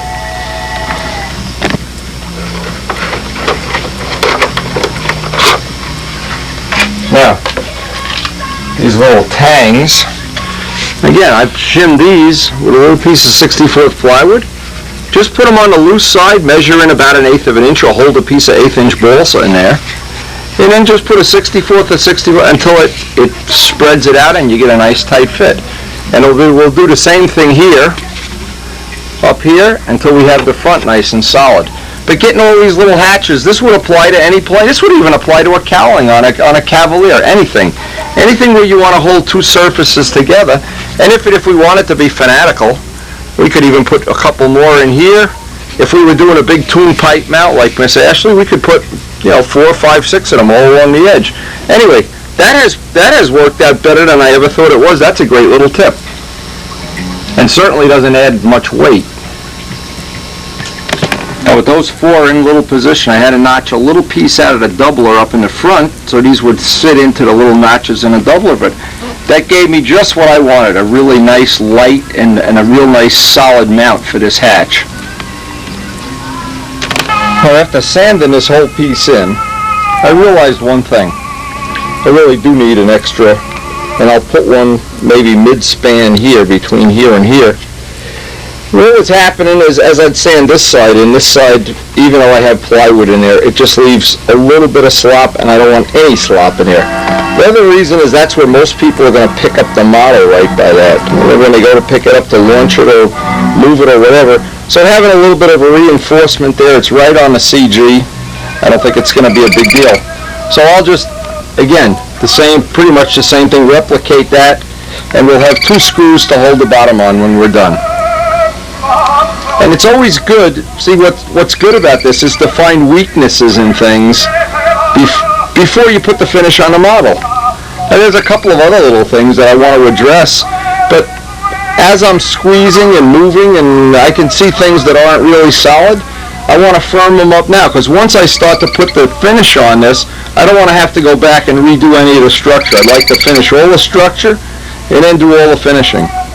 And I think that'll just be a cheap insurance policy that we will not have any vibration there, or worst of all, somebody picking up the model and crunching it, which is really what I'm afraid of. Well, I think one of the things you can get off the video from seeing how this plane has evolved is a lot of times, just like this, you just have to change your mind or you have to upgrade. Nothing is carved in stone. Nothing at all is carved in stone. And now that we have 2 hold-down bolts, I'm a lot more satisfied that that piece is going to stay there nice and solid and also give me a real good chance to get all the fits and finishes around here when we come to that step. But now that that cowling is done, the next step I want to do, I want to get the upper edge that's going to go on the wing. It actually attaches to the fuselage. And now that I have this solid, I know I can pick this piece up. When it comes to fitting this piece and the nose piece, it should be a piece of cake. It should be much easier than if we didn't have that piece that was loose. Now, as I always do, as I'm going along, I'm finding little spots with dings and things that I want to do it on an ongoing basis right up until the day we actually put the paint on. Now, there's never a time when you can't just fill in a little spot, let it dry in, and work on the silver. That's what's nice about doing it ahead of time. Usually if I wait until the end and do the whole plane at once, I miss so many spots that I'm never going to get a front load plane that way. At least I won't. Okay, we got both our little parts in. The thing that worked incredible here was the little tangs. Between the 2 bolts and the 2 little tangs, this just worked out great. So we're finally, and I mean finally, get to the point where we can flip this over and start figuring out the technique or whatever that we're going to make that edge on there. Now I want to fill this gap in. There's a point at which, right about here, where this is even, so I can't really go the whole distance in one shot. I'm going to have to do this in more than one shot, and so what I'm doing, getting a piece of Teflon out. You could use wax paper, you could use anything. All this does is keep you from gluing that part to the wing, which is at best embarrassing. Let's figure out how much we need.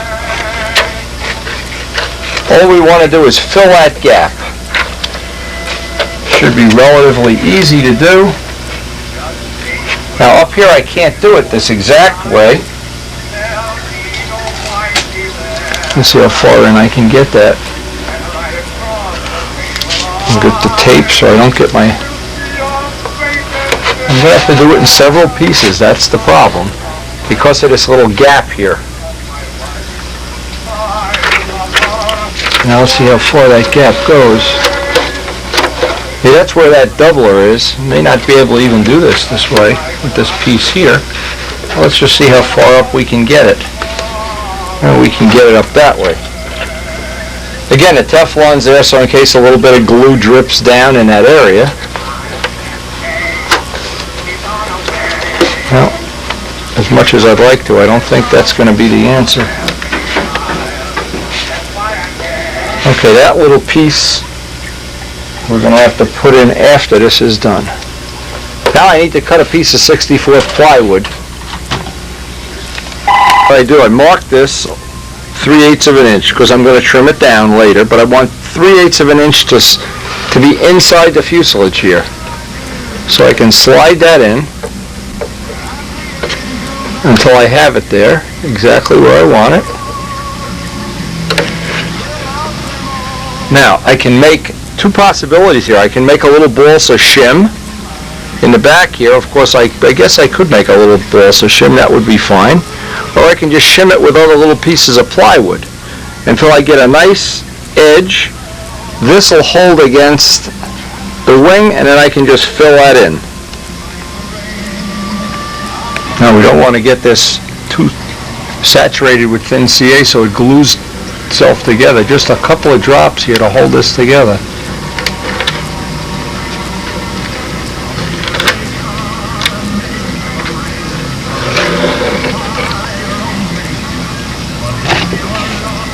And once that just sets up, now I can take, and this will get ground away. This is just going to be to hold it in position. When we pull this off, this holds the angle of the wing. This is why you really should have the wax paper or Teflon there. This is all going to get ground away, but this will hold it in position long enough that we can get a glue seam on the inside.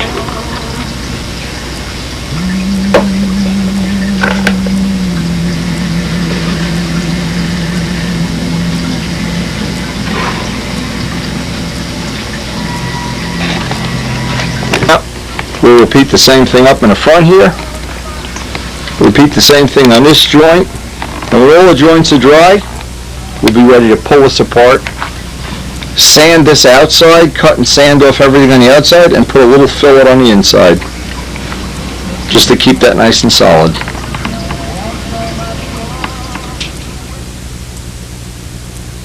And as promised by the weatherman, just what we need, some more snow.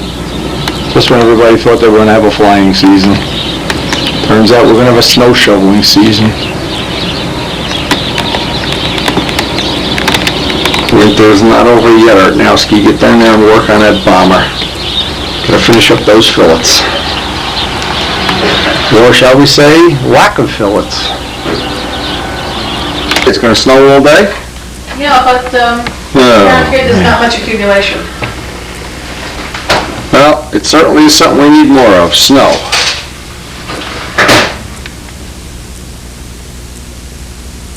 This is all put back together and all the extra ground away.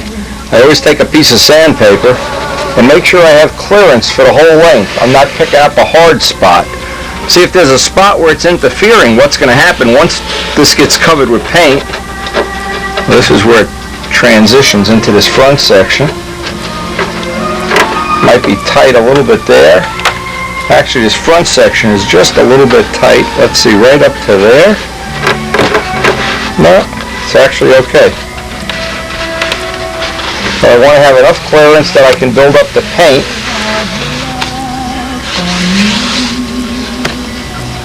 We just need to put a little piece of plywood in here, just to make an edge. Now what I can do is leave this right in position here. See that I wedge right in. Once that dries, then I'll take it apart and cut that off and sand it nice and smooth. But basically, that takes care of that part of the job, and we have a nice neat edge. Now I built a fillet up inside with thick CA, and if I want to make it even stronger than that, I can build up the inside edge with some air epoxy light later on, but for right now I think that's going to do it just fine.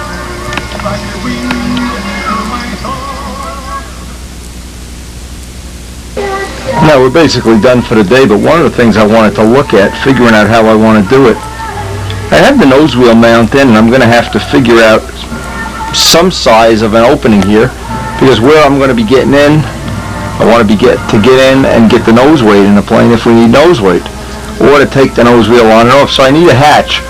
But in this case, the way I've got it made, I'm going to need more than just a hatch to get in there. I'm going to need a slot so that the wire can pass through. So it's given me some ideas of how another way I'm going to be able to do this. A little more complicated maybe, but it'll still work, I think. By the way, I engineered this up so it rests against the carbon. What I'm going to need is either a slot or some kind of an access to get the wire in and out of there. Once I cut the hole, we're going to have to cut the hole, and then there's going to have to be a little slot out there that I can work that in. Not sure that's exactly how I should do it, but we'll start with that slot as one of the options, and then see if we work into something, well, a little more sophisticated. I have this little carbon shell. The first thing I'm going to have to do is replicate up a bulkhead there, so that this will be a little stiffer and I'll be able to work with it. Once I get that bulkhead on, then I can start laying out where I think this nose wheel hole, hatch, whatever that's going to be, where that can go. So I don't want to have this whole piece removable as it is on the B-25. I'd like to have either as small a hatch as possible or just a slot for that wire. Okay, now with this in place, this is just a rough, I'll put the rough outline on here with tape. This is my glue part, my form up there for the nose. I just need to cut a big enough hole that I can get in. Number one thing is to be able to get in and get some nose weight in there, and to be able to make the bolts, attach the bolts to the nose wheel, so the nose wheel will be on and off. We'll have to start with, this will be my nose wheel cutout. I'll cut that piece out, and then I can see just how much I'm going to have to put a little slot here to get that wire in.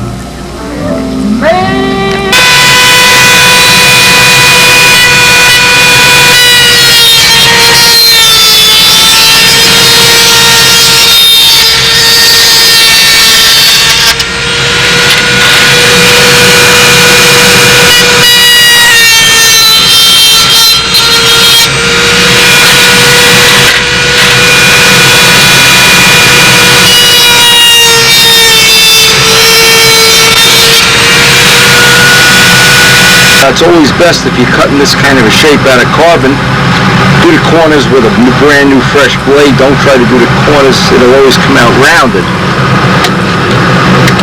So once I get that piece out of there, then I can take a new blade, doesn't matter if it's a razor or what, and just put square corners in there.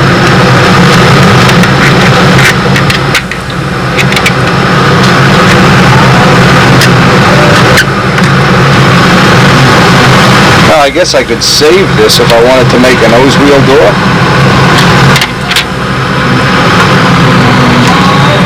I'll see if we do have use for that somewhere further down the road. Now, of course, to get that wire in there, you can see the problem is I'm going to have to put a little slot at a time until I get just enough of a slot. Otherwise, to get that wire in, and I'm just trying to estimate where this would be. Probably almost to the end, in fact. But without that slot for the wire, that gets to be that you need another hatch. And not only the hatch, but I think it weakens the nose, and that's what I'm trying to avoid. I'm trying to make this nose one solid tube with as few on and off hatches as possible. And I'll still be able to get in there, and if I have to, put some lead up in the nose. Even though the B-25 never needed nose weight, I have a bolt glued up in the front, but never had nose weight in it. But we definitely want to have the access to the nose weight. Looks like the notch we're going to have to grind in there. Well, this is in temporary position.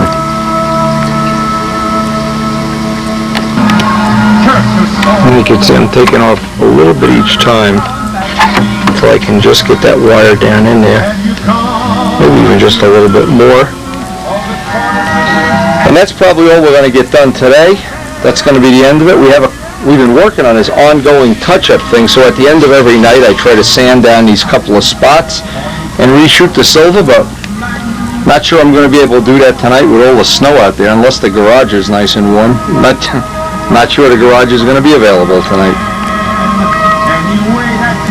But we'll come back and work on this tomorrow no matter what.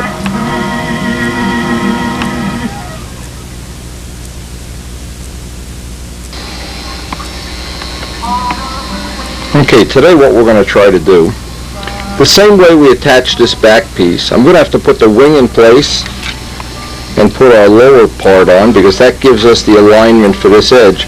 But the reason I took it apart was I want to take the Dremel tool and cut the little notches in here for what amounts to be that little piece of, just an ordinary piece of cap stripping, 1/16 by maybe 1/4 inch cap stripping. It goes in a little dovetail notch there. I can glue that cap stripping on, and then we'll be ready. hopefully to glue this part on permanently and put the nose piece on. And if we get that done in the next day or so, we should have the fuselage relatively in one piece. That'll complete the work on the fuselage. And what it'll allow us to do is start putting coats of dope and tissue and start getting the finish and fits on everything while we do the flaps and all the related little filleting that's going to go around the flaps. But we are definitely coming down the home stretch. And I've tried to put everything on this set of, I started out being a set of 2 tapes. It wound up being a 3rd tape. But I think we have every detail of every hatch and every little take-apart feature here. And of course, for a single engine plane, it just isn't any different. These parts all go the same, except you have a cowling up here. And I think it's all basic good information that pretty much anybody can use. There's no secrets to it. We've done it many, many times and found it to be dead reliable.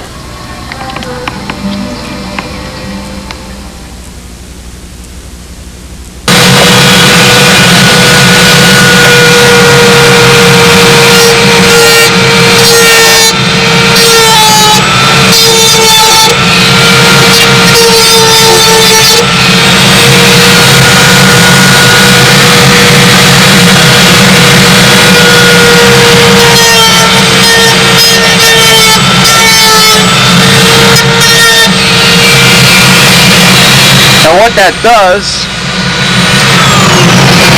let this spool down, having that little notch in there that allows the cap strip to just drop right in there like a dovetail joint and give us the same, it's going to allow us the same, to make the same kind of nice accurate joint. You can't even feel that joint.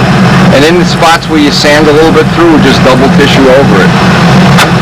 And that's proven to be the best way I know of with all these carbon fuselages to get the 2 shells together, no matter what shape the fuselage is. Now with that first piece in, I had to make a little notch in here.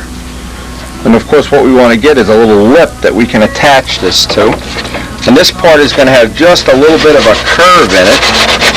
Very slight curve.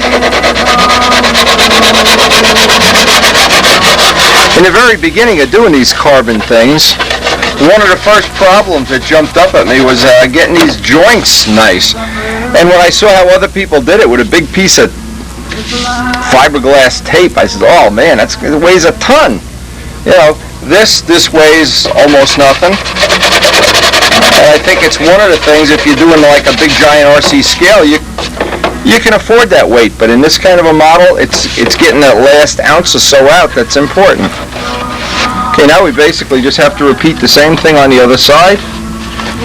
And I put a little bit of extra glue up around the nose wheel mount, so that's good and solid.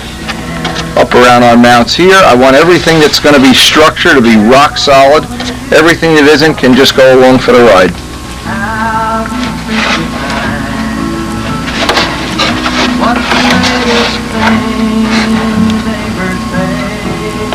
I need to have the whole plane bolted together so I can work on this seam here. Get this just the way it should be. Although we're pretty close. And just dress off this edge until I get a nice edge where these parts are meeting. Now the way I've joined this in the past is I just tack glue the back. Make sure that's just the way I want it. That gives me that former shape. Then take the whole thing apart while this piece is still in place and then glue it. I don't want to glue it in place and run the risk of glue will get down there and glue this, turn this into a one-piece aeroplane. Now we're doing a dry fit here. I can see I've got pretty good fit right there, but right here by the nose wheel I have just a little bit of a bulge. So I'm going to take it apart and sand that little reinforcement in there because I don't want to have a bulge here, and that'll make the carbon very thin. It'll thin out the carbon right at the spot where I want it to be the strongest. So I think you get some rough idea about how many times this plane goes together and comes apart, so it's really in your best interest to get it that it goes together easily. Right here is where the problem is. And sometimes you're just a few swipes of sandpaper away from having it really nice.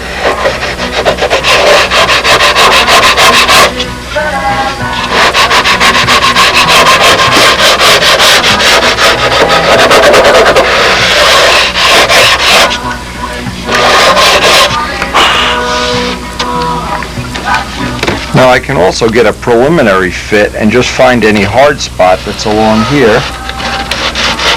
Again, I'm working, trying to get the lines that they're the thickness of a piece of 320 sandpaper when they're done. I want to be able to just drop 320 paper into all the lines. The reason for that is it's going to build up with paint and whatever. I don't want to have where it's hitting on a hard spot. I like to have a complete flat surface. Now we have a real good fit up by the nose wheel.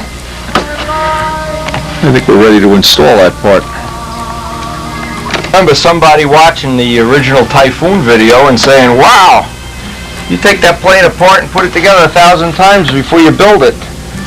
And yeah, that's true, but somewhere down the road, and we're very quickly coming up on the point in time, it's not down the road anymore, it's here, where we're going to be able to make up time, because the plane being able to do this final finishing, and we've been finishing all little spots as we go along, so the final finish should go relatively quickly when we get to that point.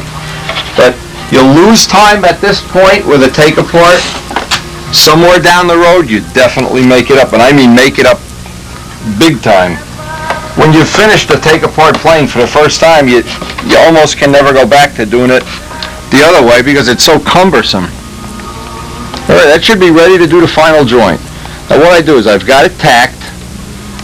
I'm going to just tack it at various spots, make sure I'm happy with it, and make sure that fit is okay. Then take it apart and do the final fit.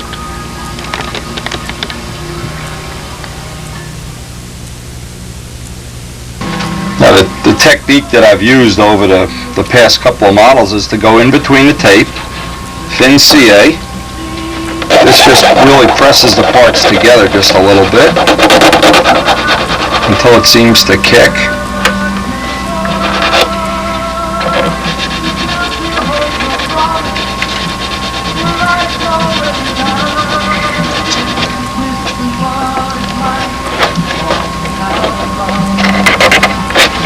As I just go right down in between the tape, I can feel if I'm getting a decent edge. Of course, it's going to have to be sanded, but actually I could have made this just a little bit easier by making a parting line up about 1/4 of an inch. Because I'm joining a curve to a straight here, it's a little bit more complicated than it has to be.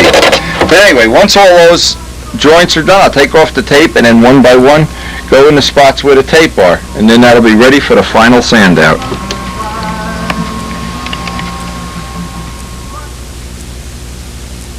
Well, once I get all the glue seams on the outside done, and you can pretty much look right through here, what I do is I try to get an angle before I glue this nose piece on. Just let the CA wick its way right down the seam till I see some come out the back.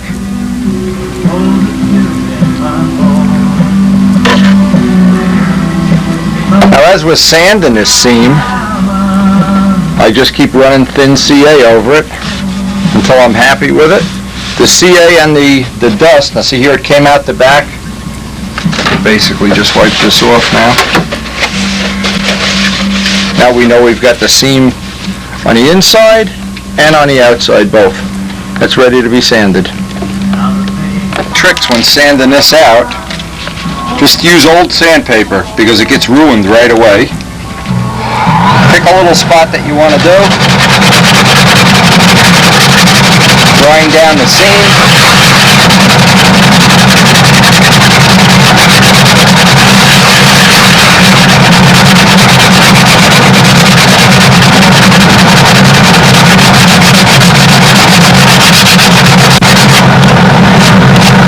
Now what I do, and I'll be doing this over and over and over. I'll just get some thin CA on that.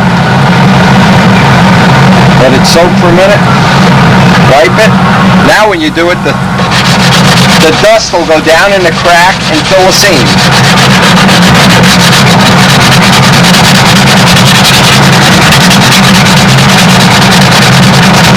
So you do that once, maybe 2 or 3 times, and you have a perfect seam. Run your hand over it if you can feel it.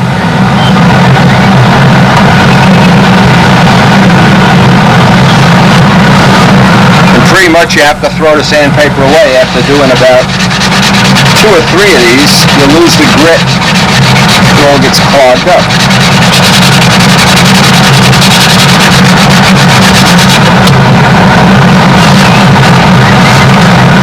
Oh, we have that much of the seam basically finished. You can't even feel the seam now. You know, I cut this whole lip off, whoop, as I breaks a little piece. And dress this piece off. And I want it to just get as tight of a fit as possible, even though I have to fix that little piece.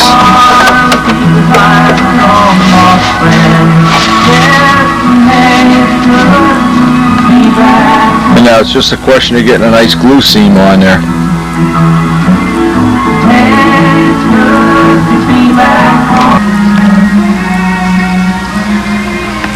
Well, that about finishes the take apart features.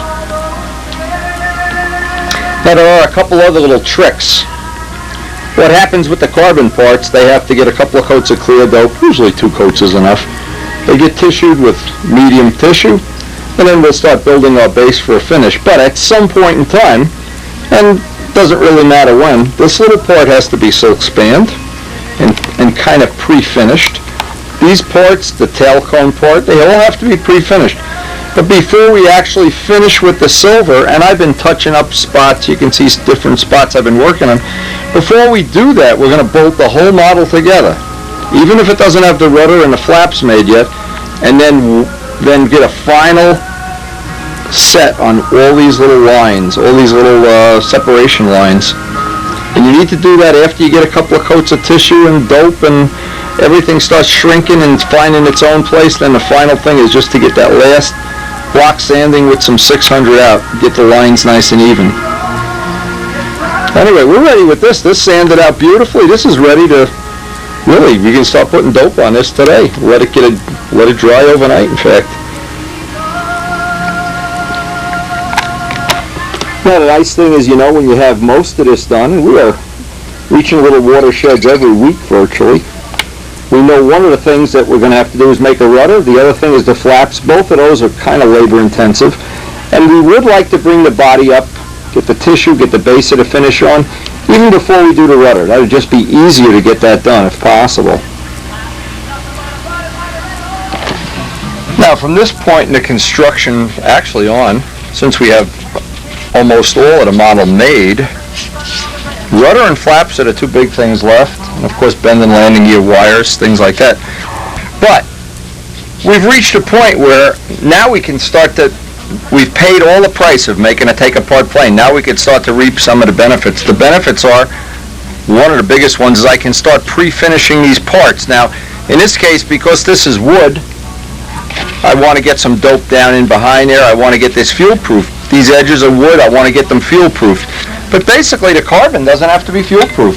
The carbon can just stay raw carbon inside. It'll save a little bit of weight, as opposed to if you had wood and you had to get in there and everything that might tentatively get some oil on it, you'd want to have sealed up. Well, we could save a little bit of that finish too.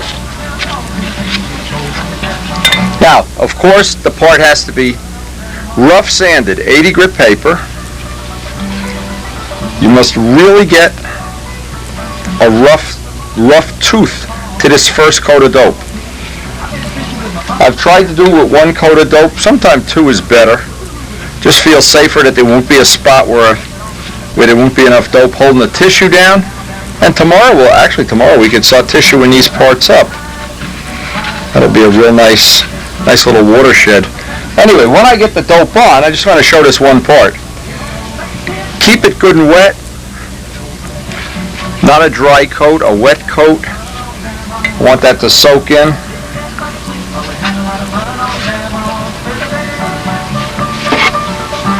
And all the carbon parts I'm going to give a really good coat of clear dope to before we even think about tissuing them, and then these will be ready to dry up.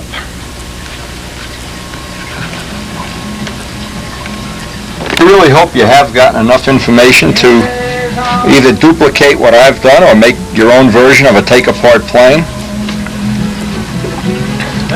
we're kind of pioneering some new area here with these carbon parts, but basically the joints would be the same whether you use balsa wood or carbon fiber. Just remember the hard lesson I learned during the Typhoon. Building a Typhoon is you still need the tissue. The tissue just gives you a much better base for the finish. And this way works out to be so much lighter than doing it with primer. If anybody out there is wondering why not just put some primer on, well, it's heavier. None of this actually soaks in. This is all going to be pushed up through the tissue. We're just ensuring that we have, well, we hope we are, that we have enough dope between the carbon part and the tissue so we can start building that substrate up.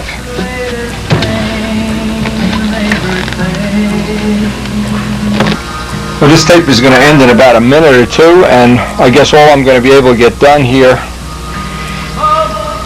this is a part that needed to be tissued. But this is all I'm going to get done. I did a little body work on an nacelle where I had stuck a thumbnail or a sanding block or something.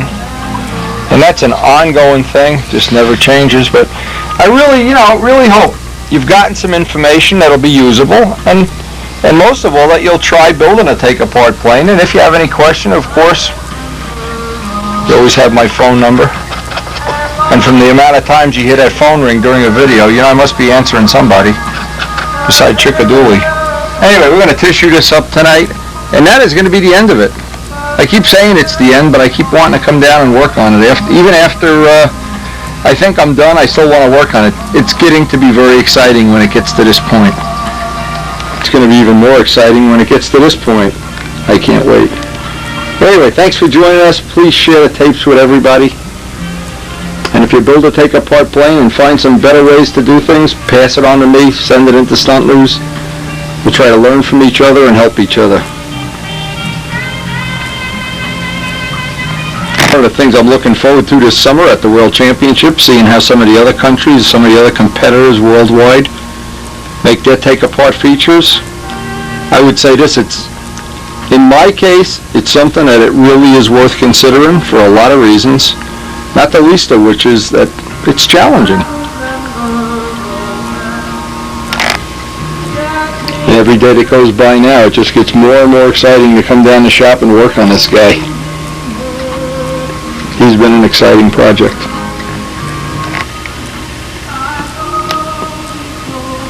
There's just something about being part of Bomber Command in the last couple of years, 3 years exact. It just makes coming down to the shop so much more fun and so much more challenging.